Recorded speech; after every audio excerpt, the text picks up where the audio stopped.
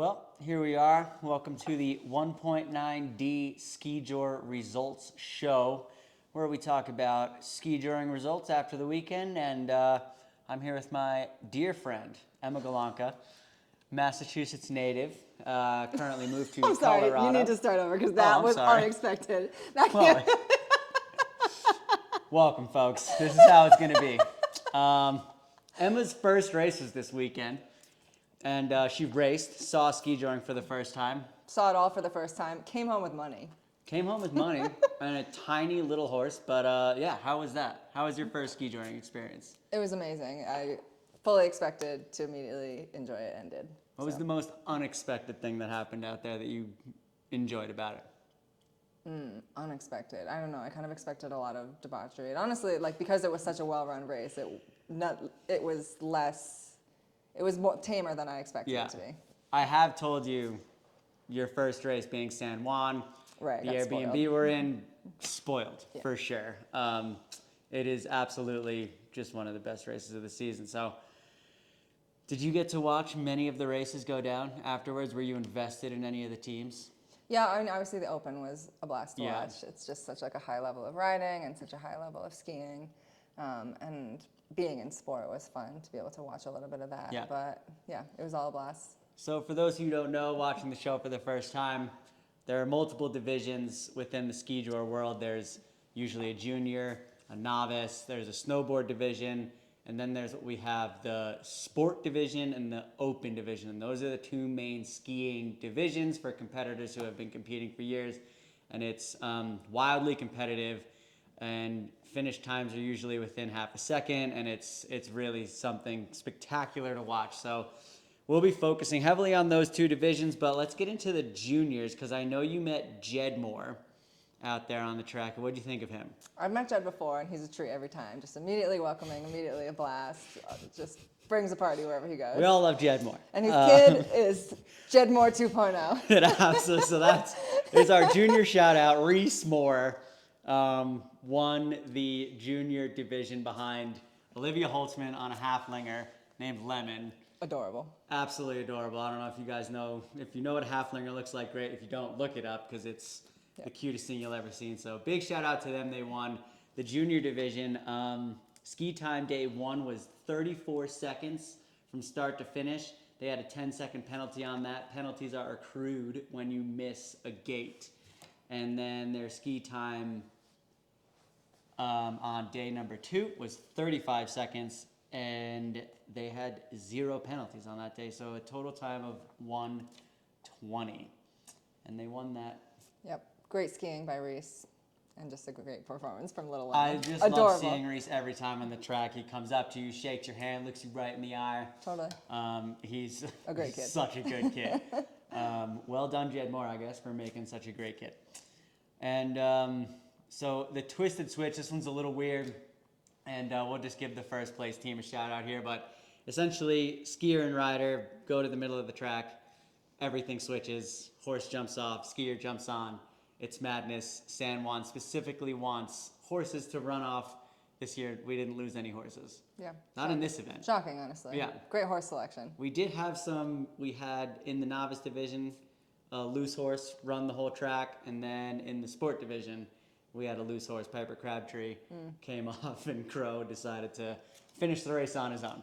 Yep. But this race was actually very organized. And in first place, the family team got Dennis Alverson, absolute legend, and Phoebe Alverson. Did you meet Phoebe? No. No. But you met Dennis. I know Dennis a little. Yeah. I've met Dennis, and he's wonderful. Just an absolute One of those fantastic OGs, guy. like a couple other people I met this weekend that are clearly just, they're the OGs, but they're just so welcoming, so, very friendly. Yeah. It makes an accessible place to be, especially when you don't know anyone. I love Dennis because no matter what time you're on the track, at 5 a.m. in the morning or 2 a.m. at night, Dennis might be awake. Yeah, it's just probably walking there. around, looking at horses, Checking on stuff. Yeah, gives you a quick little wave, and he's on his way doing something useful, and you're so tired or drunk to figure anything out. But anyway, so this event, these two have been competing in this event for years together. Like I said, father-daughter. So they have that great dynamic, very efficient out there. and their day 1 ski time was 56 seconds, and their day 2 ski time was 50 seconds. So they cut 6 whole seconds off just by themselves. And then the split between first and second place is 6 whole seconds. So they obliterated the competition. We did not stand a chance, unfortunately. Will you be doing that event next year? Good Would you be question. interested? I would have to remind myself how skiing works. How long has it been since you skied? 5 years, 6 You'll be years, it'd be fine. It's kind of like we talked before. Like you could always strap some on and survive. You know? Absolutely.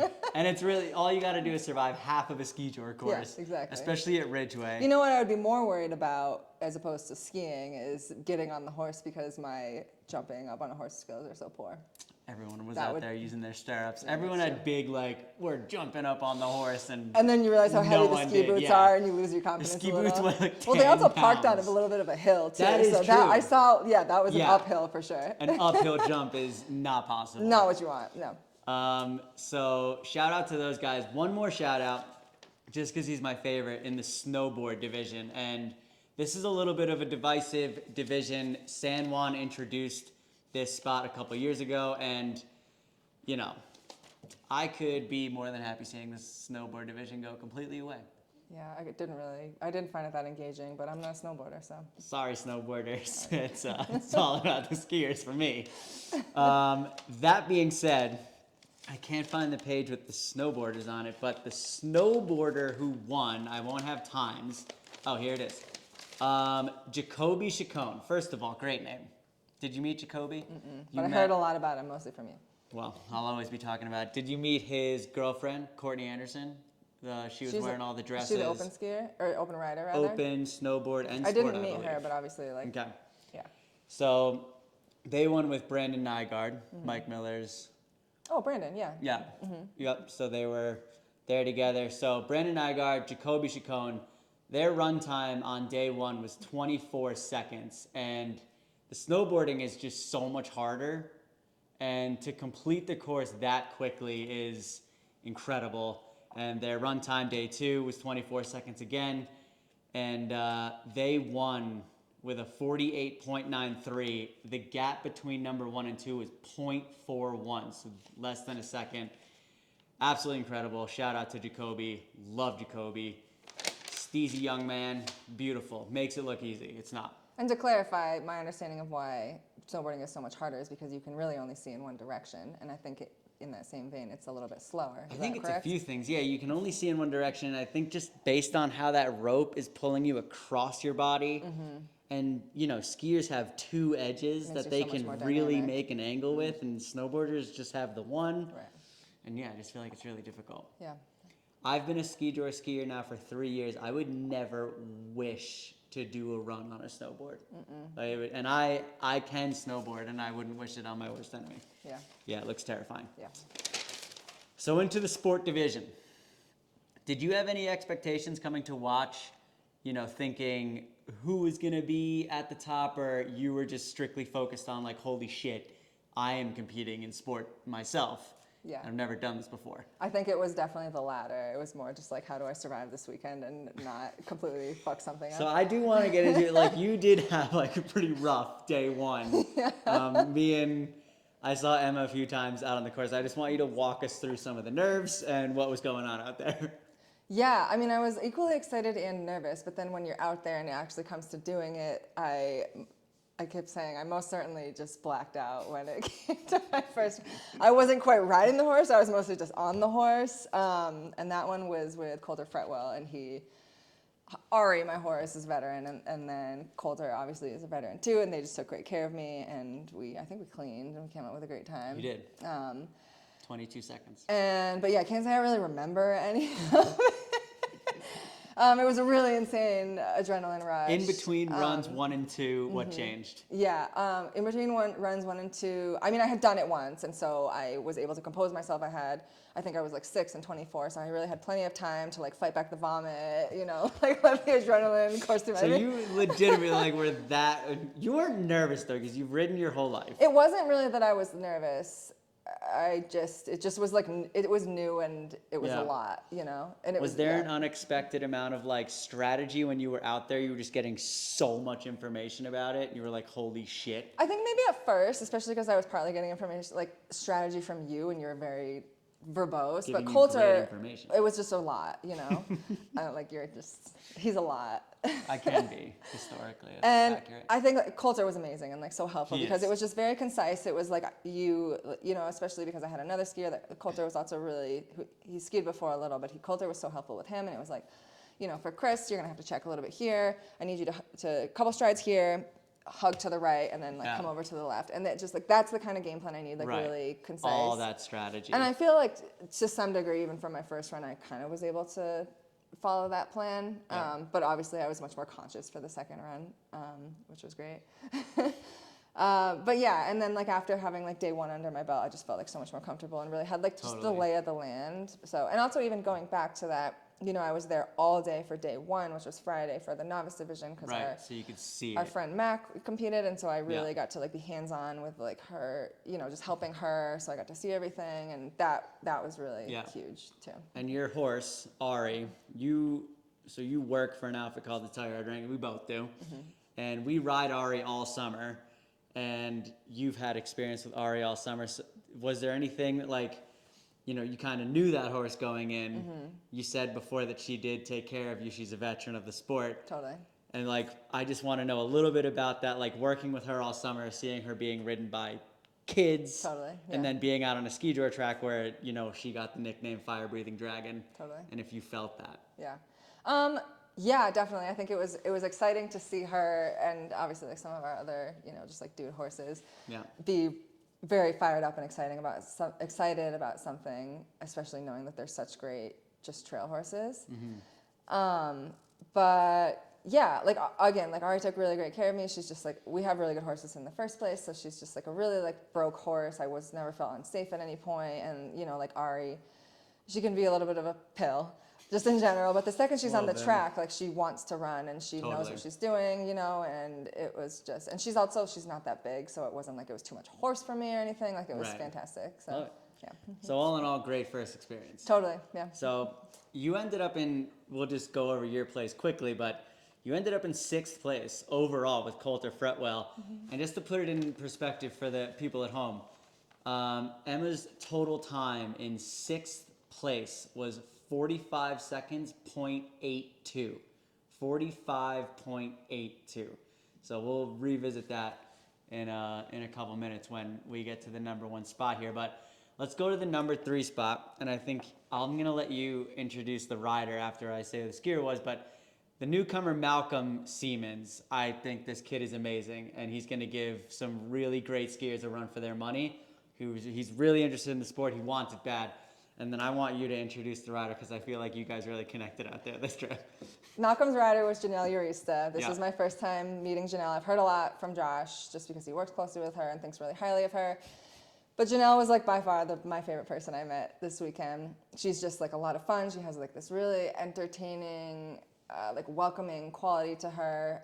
And we talked about it. It's very maternal, you know, like you feel. Mom.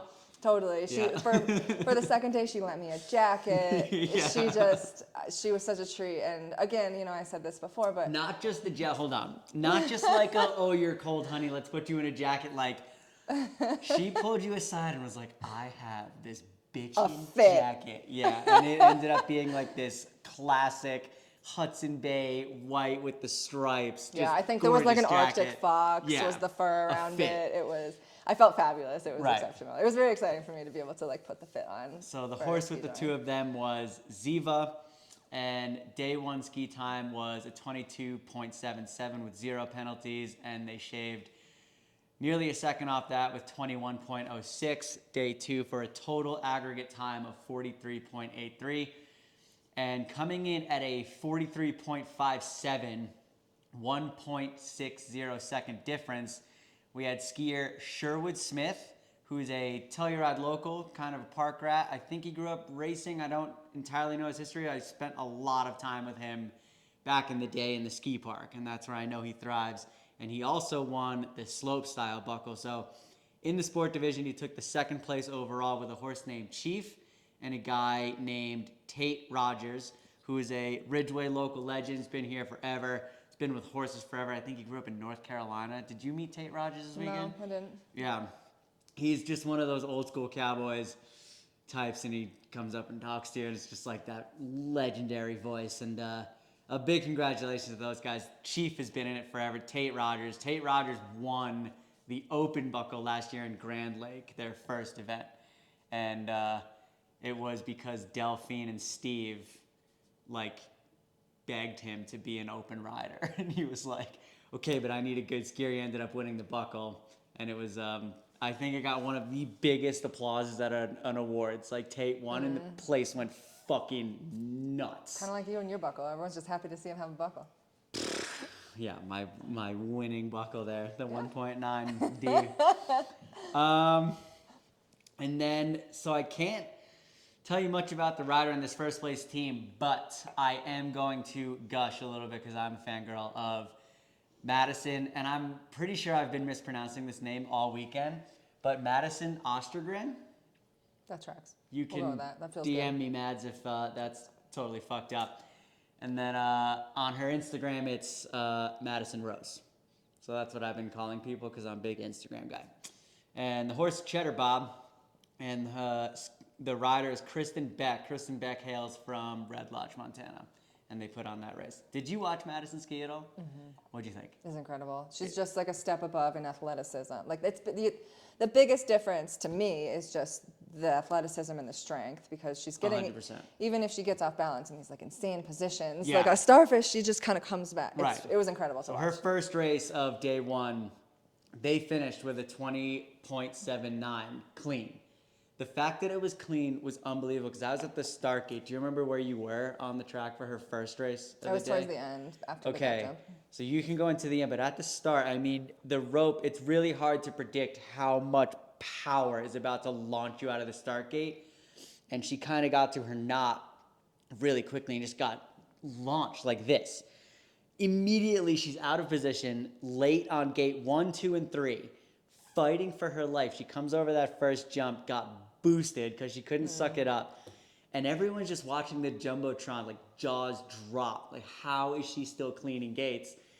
She fought so hard. Just so gritty. And then by the end, I didn't see it. What did it look like from your perspective? I don't remember that run, but I remember day 2 better. Yeah. So. I talked to her afterwards, and I was like, did you ever catch up on that? And she's like, I fought tooth and nail for every gate on that run, which it sucks. It happens, but it's But she fought the good fight, and she fought it better than any other skier talks about her in the strengths class. a lot. Yeah. And day 2, with this rider, they had a 21.18. So they actually didn't shave time off. It was more time, but they came in, they came in with an aggregate time of 41.97. And in second place was 43. So, a 2-second gap, close to a 2-second gap in the sport division between 1 and 2 is almost unheard of. But watching her ski, it makes sense. It's fun, yeah. Like the skiers are fun to watch because they're so athletic, but she's just on another level. She absolutely is. And this also has to be said. She beat a field of skiers as the only female. Yeah. So 20 teams, 40 runs, 1 female skier. And she beat everyone by nearly 2 seconds, which 2 seconds in this sport is a lot of time. Mm-hmm.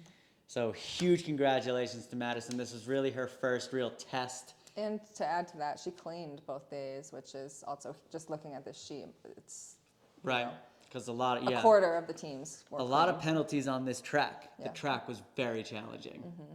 Definitely. But it didn't look that challenging, But the gates were just in these sneaky positions where they were just far out enough that you really have to be in, or else you're in a real pickle for the next one. Right, and your clearly come up rider's so got to be in the fast on perfect you. spot, and that's... Yeah, it really, I mean, I know you talk about this all year, but a really well-made track, too. Like, and that's the genius of Tyler Smedjord. He's incredible. Yeah. So...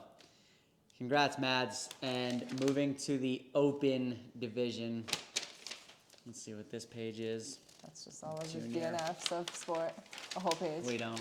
We're on to the open. This is what we all really care about. Now. No, this is. What is this? Oh, my apologies. This is why I need her now. Cool. So the horses are not on here, but We know who they are. we know who the horses are because these horses are pretty much as famous as the people riding them and being pulled by them. And in third place, we're going to start with a... So also, let's talk about this year's difference. This was the 10th year anniversary. We did a Friday night race just for the Open. And so it was a 3-day aggregate. And how they ran it, it was a double match. So skier, horse, rider. And that was your team twice. So you got to go out there and run it. And if you thought you could do it faster, you could try to do it faster. If you fucked it up on your first one, you could try to get out there again and do it again. They took your best out of 2 times each day for 3 days for the team. That makes sense, right? Mm-hmm. Yeah. Good job. Okay. Great job. If she can understand it, with me explaining it, the world Without getting mad. Right. Yeah. We're doing all right. So in third place, and these guys fucking dominated night one. Night one, no one came close. They had the fastest time of the night, and that set them up for success and got them into the third place overall. But we have another, so Tate Rogers, we talked about him. This is his daughter, Rosie Rogers, pulling one of my favorite skiers to watch. This guy is super gritty, Lane Feldhuisen, and they had a 21.89 night one. And no one else that night ran a 21 based on this sheet. The only 21-second race, absolutely incredible. Night 2, they ran 20.47. Night 3, day 3, 21.49 with a aggregate time of 1 minute, 3 seconds, 0.85. Congratulations to those guys. Really difficult tracks. And the horse, 7. Did you see that horse? That's a lot of horse. This horse is a monster. It's a lot of horse. 7's a beast of a horse. And God bless Rosie for being up there and riding him, because I don't know if I'd want to be. In second place, so 2 legends of the game, Jim Ryan, newcomer skier, and Dennis Alverson. We talked about him a lot. And I believe the horse is Jet Fuel Cowboy in the Open. That sounds right. Or was it Cocaine Bear that they were on? Who is Dennis's? I can look too. The other skier was Tyler McKnight. Anyway. I believe the horse was Jet Fuel Cowboy. If I'm wrong, Dennis, call me. Anyway, their night 1 was a 22.03. Day 2, they shaved some serious time off. Cocaine Bear. It was Cocaine It was Bear? Cocaine Bear. Mm-hmm. Apologies to the people at home. Apologies. Formerly known as. Formerly known as Lenny. Formerly known as.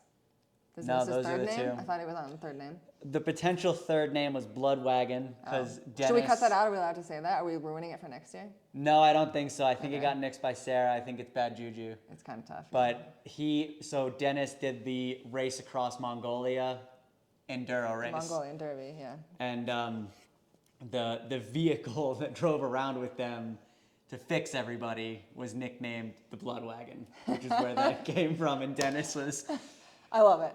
Dennis is a character, and he was just going to be like, we're changing the name every year. But we went from Lenny to Cocaine Bear last year, I think, based off a bad pack season.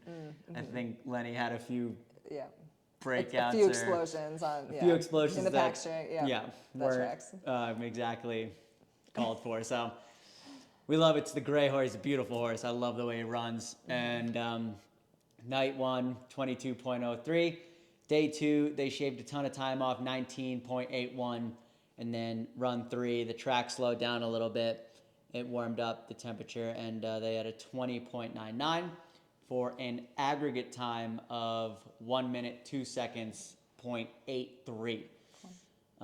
That's a less than a second gap between 3 and 2. So. And you just mentioned run 2, they had a 19. I think day 2 is the first day where we were seeing 19s as times. We're going to 20s. Yeah. You want to talk about why that happened? Yeah, so I mean, it snowed a fuck ton on Friday.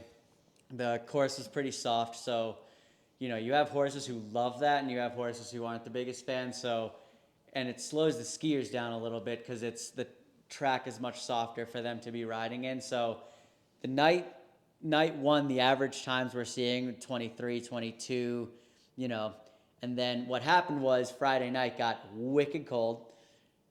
Little Massachusetts Wicked. shout I out there. heard that come Little up, and I was like, oh my Massachusetts shout out goodness, there. New England. An homage to the homeland. For those of And, you unfamiliar, Josh King is a native Northeaster. it says Massachusetts on my yeah, birth certificate. yeah, that's right. Yeah. So anyway, it froze Friday night, and Tyler Smedjud was able to groom how he wanted to early, and he just let that track set up. So what happens on Saturday is the track Beautiful. is, you know, we use the term frozen, but it's not icy. So when you step on it, it's like that perfect groomer at a ski resort, the way Tyler squeak. says it. Yep. Yep. He says the horses like to run on what we like to ski on, you know, that perfect groomer. And it's a little bit harder than a ski resort. When you take a step on it as a human, it doesn't leave a mark. But when the horses step into that thing, they just bite. So day two, we really saw horses tearing around that turn and opening up. And It was amazing. it's so much fun to see. And you have guys like Jim Ryan in second place at a 19.81, cleaning that track and just skiing their absolute ass off. Totally. And it's Yeah. impressive Made to skier watch. and runner and Yeah. horse faster. Like it was, a lot smoother. So is that your favorite day to watch? Most definitely, yeah. Okay. It was just a really And you smooth could track. tell It there was like, you could see the difference. yeah. And also, you know, like day one was out of the way, and I think that some kinks maybe had been worked out, and day two was just electric to watch. Yeah. Yeah. Very fun. And that's always the biggest crowd, Saturdays. And it was, Yeah. The crowd made a big Packed. difference too. yeah. And it was warm, sunny. Oh, it was such a beautiful year. Last year it was freezing cold, Yeah. which, Yeah. It was You have- chilly this year, but the sun was huge. no, Yeah. you have no idea. Like, yeah, it was beautiful. In first place, do you want to introduce this team? Because I know you've met him. He's a bit of a character, and you can speak to him a little bit. But do you know who the horse was? Was it Franks and Beans or Luck? No, Absolutely not. it was Looking for Luck. There it is. A beautiful gray. A beautiful gray. A really beautiful gray. Lickum for Luck was the horse, and Emma will introduce our Great. gentleman rider. All right. Well, so Richard Weber was on Looking for Luck. He is, I think one of the announcers introduced him as the mayor of Uray County. The governor, excuse me, of Governor, Uray mayor, County. yeah. Yeah, whatever it governor is. of Colorado. He got introduced as many Ladies' things. man, bachelor of the year, whatever you want. Yeah, a very charismatic. Farmer wants a wife, advocate, Yeah, applicant. just an enigma, really. An indescribable human being. So yeah. Cheers, Richard. We love you. Love you, Richard. Loves red very much, but really just a great rider. I think if you've seen any of Josh's content, you immediately know who this is. He always wears the same thing. He has a very distinctive riding style. Yeah, and very distinct. How would you describe? I want you to talk about it because I'm not really. I didn't grow up in it. Oh, yeah. I liked the way you described it. How did I describe it? I mean, Richard rides in a very distinctive 2-point, essentially. But it's not stiff. Like he's a very capable rider, but it's very distinctive. It's a very unique way of Yeah, riding. you know, and the arm is always back. He's always, like bent at the hip a little bit. Pitched but I mean, forward. he's not hard with his hands. He's a very capable rider. But it's a very unique style. You'll know it if you've seen it. And he's always had the red shirt on too. Yeah, So, the red of course. shirt is what Yeah. sets him apart. But yeah, on a fast horse with Jim Ryan, who is I don't know if we failed to mention that Jim Ryan and Madison Oxygen come in as professional skiers. Yes, they do. Yeah, so if we failed to mention that, that's We're important to competing know. against professional skiers now. Thank you, Jim and Mads. Yeah, thanks, we guys. used to just go out there and have fun, and nobody knew who was going to win.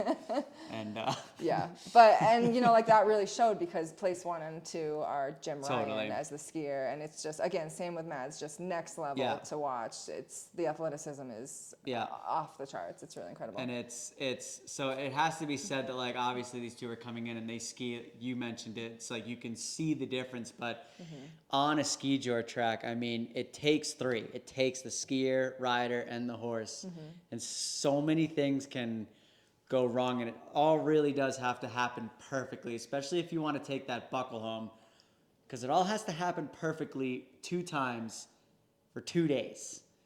I think 3 this time. Right. Yeah. And I think in today's skijoring world, if you miss a gate, I just think you're out. I think And you have to be especially in perfect. this class, I wasn't The in this open one, so I got to class. watch all of the open class, and it was just it made so much more of a difference to be clean in this one specifically, I think, because, you know, like people were coming out with incredible times and you look back and they had like 3 flags and it was just out of the water, you know. Because they're trying to push. I mean, it's incredible to watch, but I mean, this number 1 spot was incredible because they needed to run an insanely fast time on day 3 and they couldn't really hold back. They couldn't play it safe. And watching Jim Ryan clean these courses at the speeds is the athleticism. You just can't get over it. I can't stop saying athleticism because it just kept coming back to that. You know, places where all these other like very talented skiers were just kind of get off balance or get blown out a little bit. Like he just immediately was just like back into position. It was so impressive. And you can, it's funny, we have, obviously you have the video, you know, he plans out his courses like very, you'll see one day. Well, watch out for this content because it's coming. Jim, don't change, brother. We love you. But I think that's what sets apart a professional athlete from someone who's just a very good skier. Totally. Is that, you know, like he knows the next 3 gates, I think, in his head before he's even cleaned that one.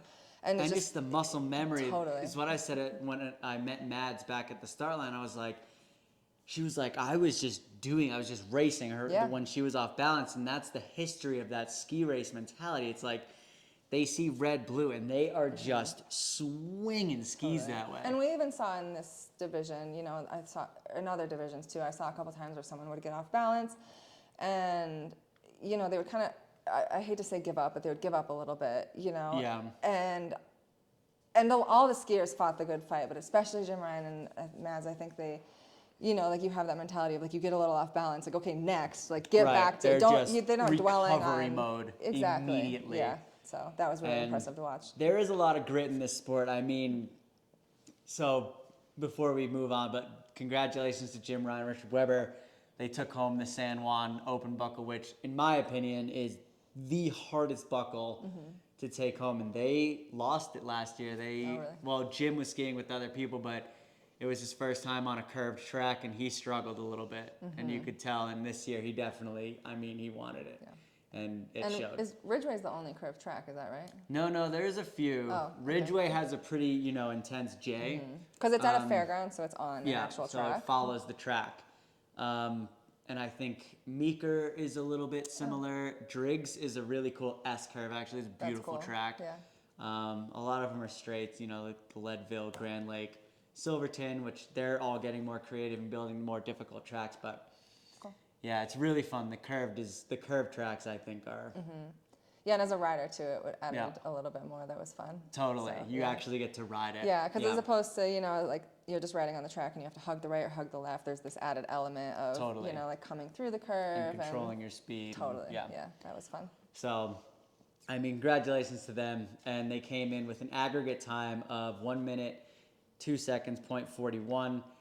And gosh, it was less than half of a second in between 1 and 2. Just so tight. Totally. And we should also and really, he was competing against himself for that one. But it is, I mean. But I want to highlight that, you know, like their top 2 times were very impressive, but the number 2 time is a full second ahead of the number 3 time. Right. So that's the level. And as we talked, you know, as you said, it's like seconds, milliseconds. Yeah, half seconds, and it takes 3, and you really gotta communicate. So, I mean, other than that, in the open division, you do have some legends in there. I mean, Tyler McKnight, watching him ski, he's been in the game for so long, and I think newcomer Malcolm Siemens is going to be an absolute problem. I think he's got to get a little bit more aggressive about his headspace, but these kinds of skiers are coming in because this is a Western sport. So, like, as of 3 years ago, we all show up. You show up to the bar, get some drinks in you, you go registrate, you sign up, registration, and you show up the next day. Right. And then it still is. It's a big part, don't get me wrong. Jim Ryan shows up. This kid is in bed by like 7:30 every night. Sober as a bird. Probably wakes up and does yoga, meditates. I don't know what he's doing, envisioning the course. But like the mindset of how competitive he is. Again, they're paid professional athletes, but a true competitor. But it's changing the sport. Not that everybody else here isn't very competitive, but it's, to have a professional athlete in there is, again, changing. It changes the mindset a little bit. Yeah. And you see these guys coming up, and Tyler McKnight, I thought, before coming into this race, I was like, Tyler McKnight always has a chance. He is an absolutely great Skijor skier who's been doing it for years.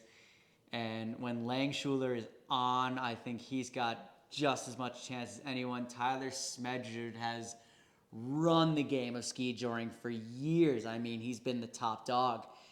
And we got these new pro athletes coming in, and it's just a game changer. I do want to highlight a skier who moved up from the sport division from last year to this year. He won buckles last year with Kimber Cook at many races, and he moved up into the open, and that skier is Jack Plants. And I think this kid's got what it takes. I like the way he skis. Mm-hmm. He's really aggressive on the gate, which gives him a lot of time in between, and love the way he works the rope.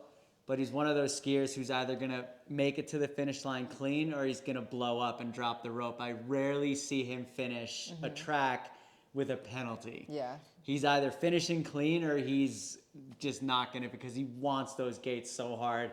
And once he gets used to the open sets and the speed, I think he's going to be a real problem. Cool. So Jed Moore on his horse Chug. Chug is a monster quarter horse, a race-bred quarter horse. And he was just so fast. But they placed 5th overall in Jack's first time in the open sport. So congratulations to them. A little shout out. That's pretty much it. What do you think? First podcast. First podcast, We're official first now. show, Wow. Let us know. Don't let us know. Did we tell everyone what the name of the podcast is? We did right at the beginning. I think if you didn't hear it or lost focus, because this is going to be going on forever. Long time.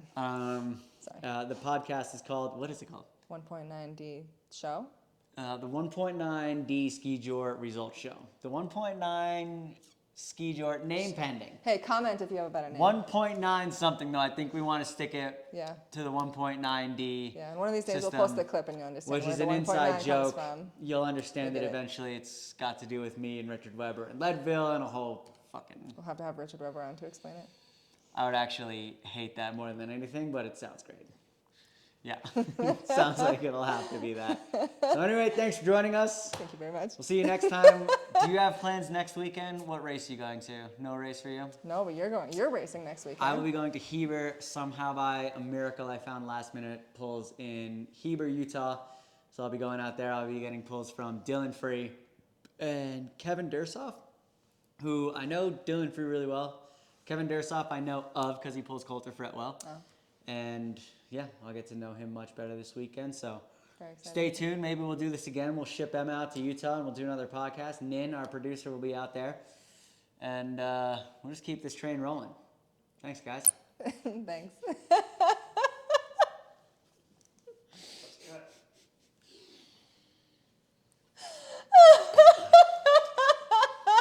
Hot damn!